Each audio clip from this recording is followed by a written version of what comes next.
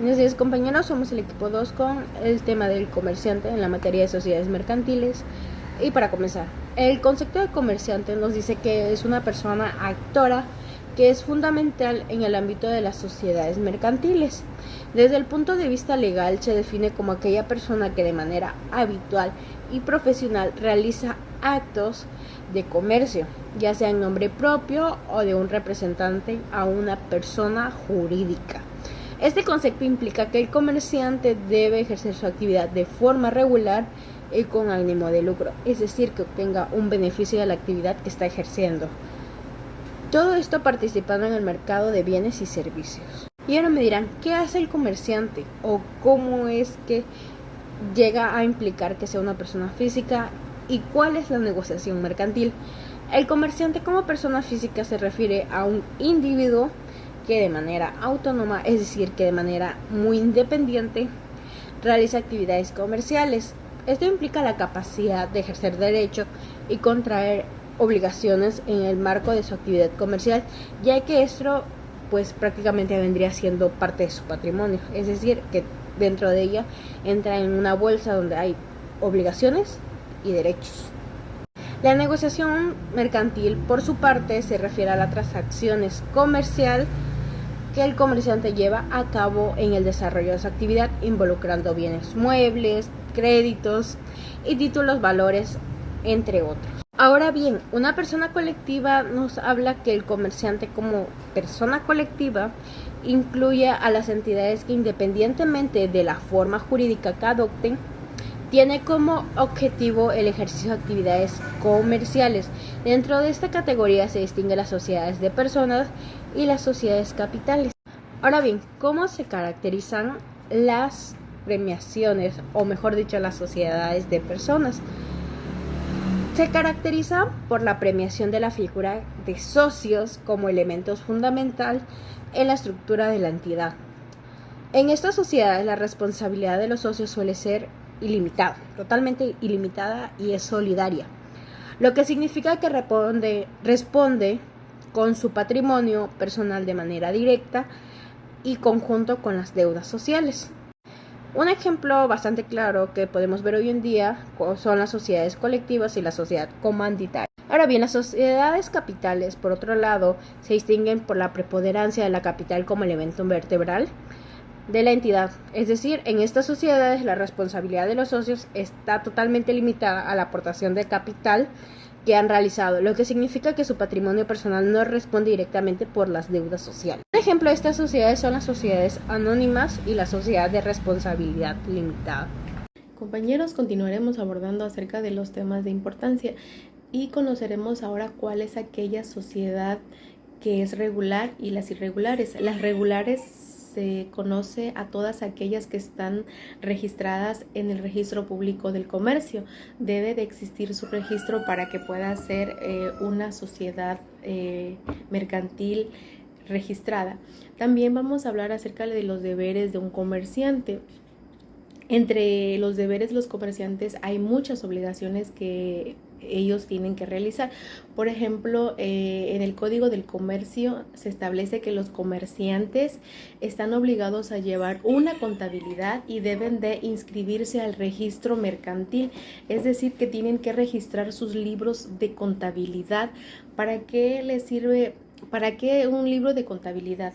Para llevar un control de los ingresos y de los egresos de sus actividades comerciales, y esto tiene que ver conforme a las leyes y disposiciones reglamentarias del comercio. También es importante conocer acerca de la publicidad mercantil. La publicidad mercantil es una actividad privada y tiene por finalidad principal captar la atención de los clientes y fomentar la contratación de bienes y servicios. Nosotros hemos visto que muchas empresas lanzan sus publicidades, por ejemplo, inclusive las hacen de manera televisiva, o inclusive cuando abrimos una red social también marcan ahí, ingresan la publicidad de algún producto, de alguna tienda. A eso le llamamos también nosotros publicidad mercantil. Y también ellos también deben de inscribirse al Registro Público de Comercio, es decir, el RPC, que significa Registro Público del Comercio. Ellos dice que están obligados a registrarse, ¿verdad? Tienen por objeto dar también la publicidad a los actos mercantiles, que conforme a la legislación lo requieren para surtir efectos contra terceros y de esta manera brindar certeza jurídica a los comerciantes. Es importante entonces conocer la función del RPC. La operación del RPC está a cargo de la Secretaría de Economía y de las autoridades responsables del registro público de comercio de las entidades federativas. También es importante que un comerciante conserve los documentos de correspondencia. Es decir, que los comerciantes están obligados a conservar a un largo plazo, mínimo de 10 años, todas aquellas cartas, telegramas, mensajes, facturas que puedan llegar a su domicilio. Esos documentos son y sirven para que en algún momento consignen contratos, convenios o compromisos que de nacimiento le den derechos y obligaciones. Entonces es importante también que sean ordenados los comerciantes y puedan guardar todas sus correspondencias y notificaciones que puedan llegar a su domicilio. Muy buenos días, compañeros. Mi nombre es Juliana y voy a hablar sobre las limitaciones al ejercicio de comercio. Muy aparte de lo establecido por el artículo 5 de la Constitución Política de los Estados Unidos Mexicanos, se establece que existe la libertad de comercio, como también que únicamente puede acotarse por determinación judicial o por resolución gubernativa en los casos contemplados por el mismo artículo. Bueno, en realidad la absoluta libertad de comercio es ilusoria, casi utópica, dado a la existencia de numerosos obstáculos, prohibiciones, restricciones y cortapisas. En este punto es muy importante la regla de la capacidad jurídica, que si misma es establecida por el artículo 5 del Código del Comercio, al establecer que dice, toda persona que según las leyes comunes es hábil para contratar y obligarse y a quien las leyes no prohíban expresamente la profesión del comercio, tiene la capacidad legal para el ejercicio. Y está contempladamente por el artículo 81 del mismo ordenamiento. Inhábiles, son los funcionarios de entidades oficiales y semioficiales respecto a las actividades mercantiles relacionadas con sus funciones. Y también otra de ellas es las personas a quienes por la ley o sentencia judicial se prohíbe el ejercicio de actividades mercantiles. Dentro de ellas también está cuáles son las personas que no pueden ejercer el comercio. Esas personas son los corredores, los quebrados que no hayan sido rehabilitados, los que por sentencia ejecutoriada hayan sido condenados por delitos a la propiedad. Vamos con lo que es los quebrados no rehabilitados. Los quebrados no rehabilitados son los que por sentencia ejecutoriada hayan sido condenados por delitos contra la propiedad. Y en esto se incluye lo que es la falsedad, el peculado, el cohecho y la concusión. Condenados por delitos patrimoniales. En este rubro persiste la prohibición de ejercer al comercio para aquellos individuos que por lo que acabo de mencionar, hayan sido condenados por delitos contra la propiedad, en los que se imbuyen la falsedad, en el peculado, el cohecho y la concusión, que esto está establecido por el artículo 12 del Código del Comercio en su fracción 3. Cabe mencionar que en numerosos casos hay individuos que por estar incumplimiento de su sentencia bajo caución se encuentran imposibilitados a ejercer al comercio, puesto esta condición puede afectar o en ocasiones limitar su esfera de su acción, como suele suceder cuando la pena consiste en la privación de ciertos determinados derechos. Extranjeros carentes de autorización expresa. Es muy importante mencionar en este aspecto que durante la historia de derecho mercantil en México, la calidad de extranjeros que poseen algunos individuos ha venido a constituir una serie de limitaciones al ejercicio del comercio. Y uno de los motivos especiales son, el primero, porque son las leyes migratorias expedidas por la Secretaría de Gobernación. Son las que aluden esta materia, y las que ingresan un extranjero a nuestro país que son las encargadas de permitir o prohibir el ejercicio de comercio al mismo. Y el segundo sería porque muchos extranjeros que ingresan a los Estados Unidos mexicanos que se encuentran por facultados para realizar actividades diversas al comercio, que se dedican precisamente a ejercerlo, por lo que los actos que realizan están afectando de ineficiencia. Incompatibilidades. De acuerdo con las disposiciones contempladas en las leyes mercantiles, así como el ordenamiento administrativo que guardan las relaciones con la materia. En esto podemos encontrar lo que son los corredores públicos y los notarios públicos. Buenas noches, compañeros.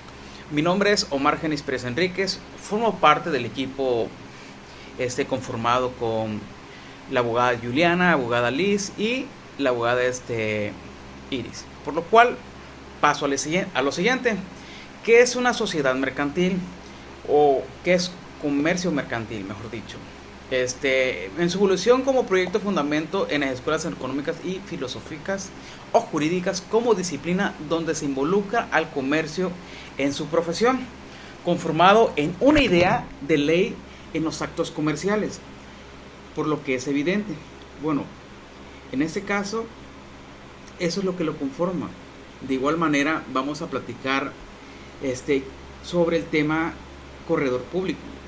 Menciona acá, corredor público es un auxiliar de comercio que brinda a las pequeñas, medianas y grandes empresas servicios jurídicos para garantizar y dar certeza en sus negociaciones comerciales, haciendo constar los contratos, convenios, actos jurídicos y de naturaleza mercantil, excepto cuando se trata de inmuebles y diversos hechos jurídicos, como la ratificación de firmas, notificaciones, requerimientos y diligencias, en lo que se encuentra autorizado para intervenir. De igual manera, nos tocó lo que es el tema agencia aduanal. Bueno, es la persona física a quien la Secretaría de Hacienda y Crédito Público autoriza mediante una patente para promover su cuenta ajena al despacho de las mercancías. No sé si hay alguna duda, pero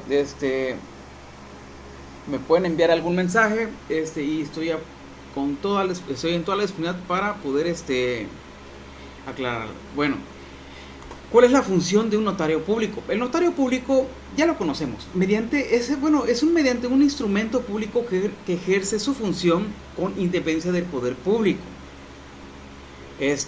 Los particulares teniendo a su cargo el interpretar, redactar y dar forma legal a documentos como una escritura pública de fe a un hecho jurídico, como por ejemplo un contrato o una certificación de un hecho jurídico. Bueno, funciones judiciales. Se trata de funcionarios que ingresan al Poder Judicial durante sus estudios profesionales y al poco tiempo de haber obtenido el grado de abogado y que cuentan con una trayectoria en el interior del Poder Judicial. Vamos a hablar, por ejemplo, sobre los límites a la capacidad para ejercer el comercio. Menciona que no pueden ejercer el comercio los corredores, los quebrados que hayan sido rehabilitados, los que por sentencia ejecutoria hayan sido condenados por delitos contra la propiedad, incluyendo en estos la falsedad, el peculado, el cohecho y la concusión. Menores de edad no emancipados. ¿Qué quiere decir esto? Están bajo la patria potestad mientras exista alguno de los ascendientes que deban ejercerla conforme a la ley. En el caso de que quienes tienen la patria potestad del menor, obviamente, sean personas distintas a los padres. Esto lo marca el artículo 414 del Código Civil Federal. Y por último, se va a explicar incapaces conforme al derecho común. Bueno, hace mención que es aquella de que el adolescente pertenece que por causas físicas o naturales carecen o de voluntad o no pueden expresarse mediante sus actos. Son nulos o de nulidad absoluta. No producen ningún tipo de obligación. Son personas, por ejemplo, ya se explicó, pero traen problemas físicas, y traen ciertos detalles que no pueden tomar decisiones, que necesitan ayuda, más que nada como un representante. En este caso, siendo menor de edad, sería su papá y mamá, o sea, representante jurídico. Bueno, y eso sería todo. Muchas gracias.